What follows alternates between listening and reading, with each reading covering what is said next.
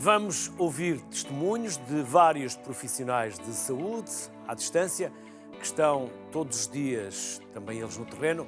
Lúcia Leite é presidente da Associação Sindical Portuguesa dos Enfermeiros e é a minha primeira convidada. Olá, Lúcia. Boa tarde, bem-vinda. Olá, boa tarde. Obrigada. O vosso bastonário diz que há 14 mil enfermeiros em falta no SNS. No mínimo. No mínimo. No mínimo.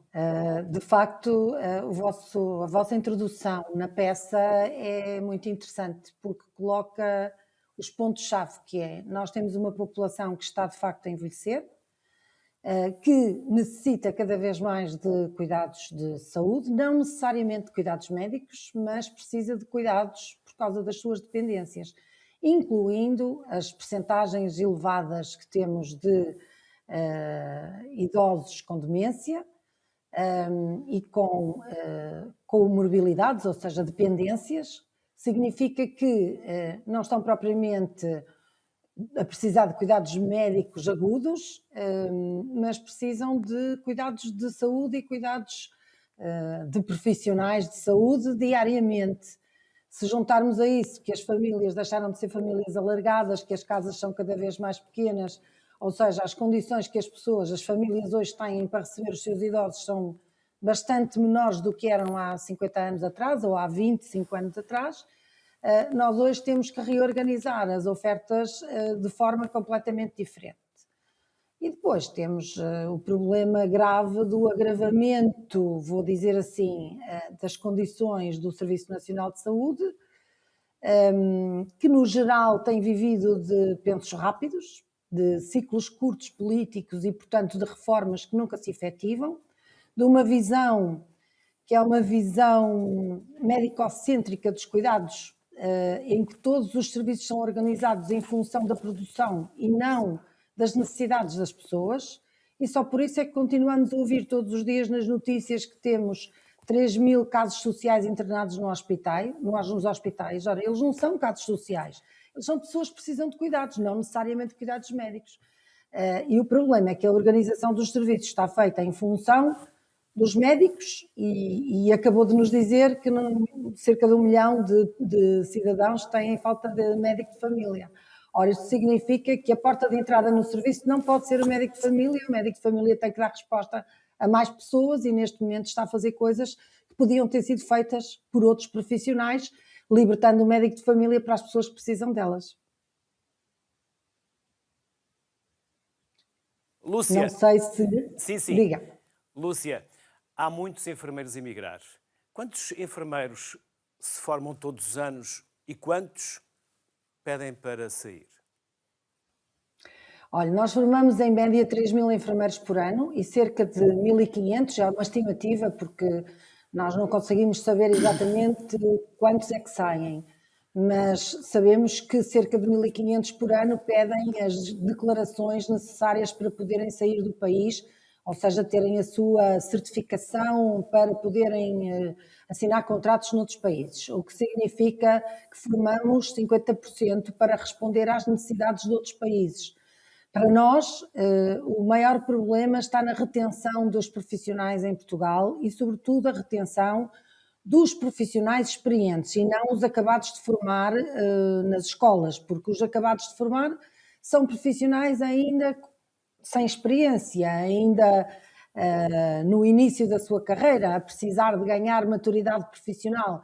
E o problema grave é que nós estamos a ter abandono de profissionais com 5, 10, 15, 20 anos de profissão, que são os peritos nas várias áreas, que são as pessoas que formam os jovens e também que asseguram a organização dos serviços. E neste momento o ambiente é tão destrutivo, vou dizer assim, ou seja, quando nós começamos a ter carências e começamos a ter más condições de trabalho, isto é quase como uma bola de neve, ou seja, há menos profissionais, o ambiente é mais difícil e coloca os profissionais perante dilemas éticos diariamente, sem condições para poder cuidar do número de pessoas que deveriam ser cuidadas com o mínimo de condições. E isso leva a que o profissional se sinta incapaz, se sinta sempre numa luta perdida e, portanto, nós temos neste momento muitos enfermeiros que estão a sair da profissão, que preferem ser vendedores das imobiliárias, vendedores de férias e trabalhar em supermercados ou em restaurantes e escolhem outras profissões e saem da profissão de enfermagem, que neste momento é de facto muito dura, quer nas condições, mas também no pagamento que se faz em termos de salários.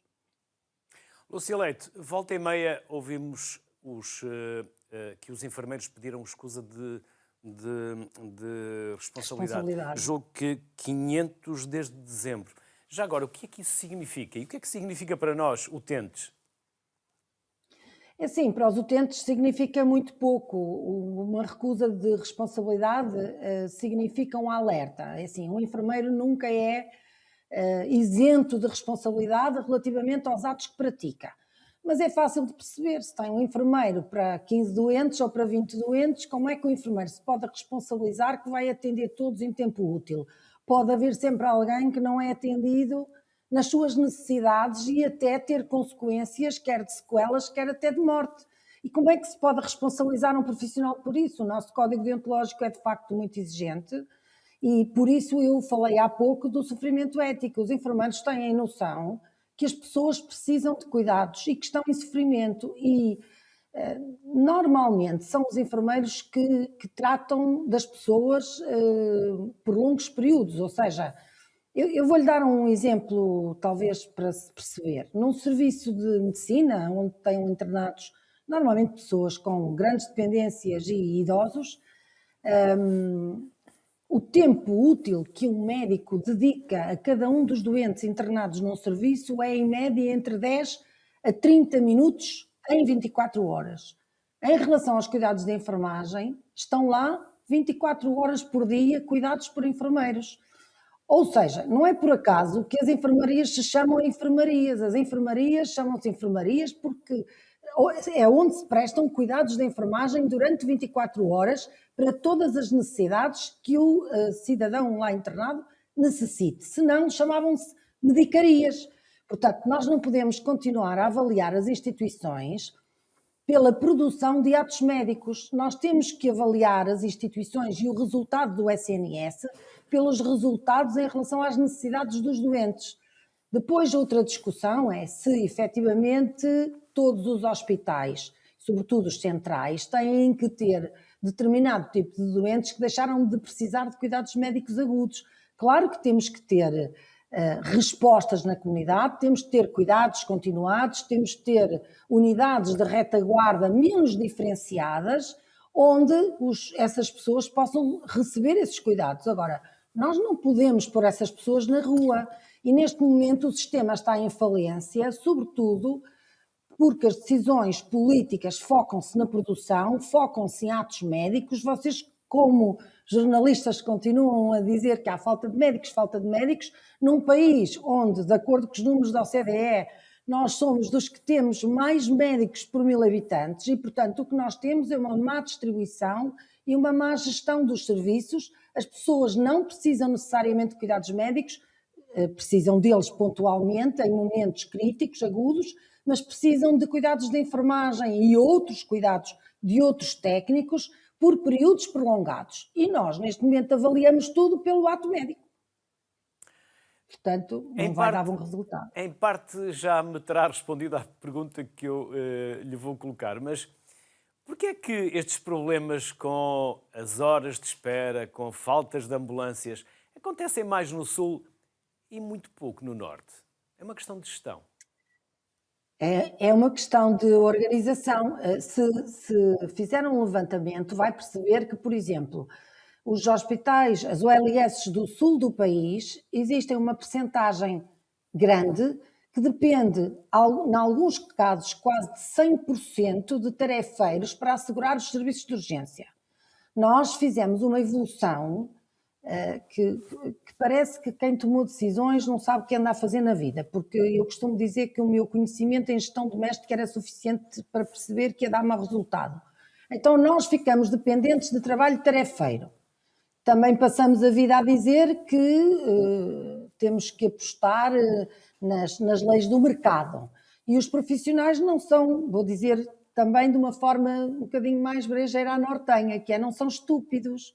Então, se lhe pagam 60 euros por hora para serem tarefeiros, alguém acha que um médico vai ficar a trabalhar para lhe pagarem 34 num vencimento normal, com a diferença de que ele, sendo tarefeiro, vai trabalhar quando quer e quando não quer é livre para dizer que não me apetece ir trabalhar. Hoje não quero ir trabalhar, hoje não estou disponível para ir trabalhar. Ora, um Serviço Nacional de Saúde, como o que nós instituímos, não pode estar dependente destas realidades. E o que é que tem acontecido? A gestão acaba por criar aquelas regras de cosmética que parece que diminuiu o número de profissionais, mas o que fez foi transitar para uma verba de prestadores de serviços os custos que tem com o pessoal. E, portanto, nós andamos todos a enganar-nos uns aos outros e a fazer de conta que fazemos as coisas bem feitas. Enquanto continuarmos neste registro, vamos piorar e vamos hipotecar o futuro, não só dos profissionais, porque vão acabar por desistir de trabalhar na saúde facilmente, e eu costumo dizer que médicos ainda podemos ir buscá-los a vários países do mundo, enfermeiros não vamos buscar a lado nenhum, porque todos os países têm carência de enfermeiros, que são os profissionais que estão com os doentes as tais 24 horas e, portanto, o número necessário de enfermeiros com o envelhecimento da população é cada vez maior.